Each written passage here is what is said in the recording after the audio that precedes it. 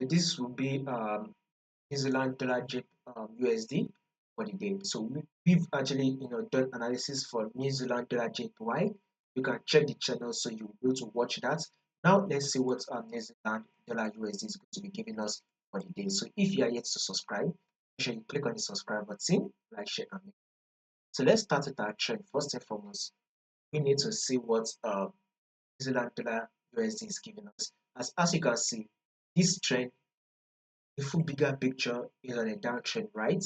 But when you take a look at this our current trend, what market is doing currently, we can clearly see that we are in an uptrend move as we are having a series of higher high and higher low, right? Now market has now given us a multiple rejection from the zone.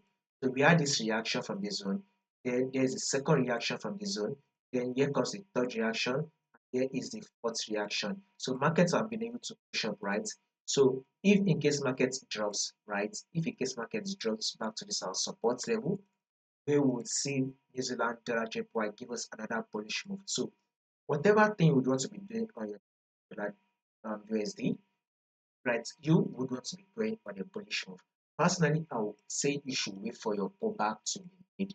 So that is what I would say. Wait for New Zealand dollar USD to come back to this support level. As you can see it here, this is the support level. So expect market to come down to this support level.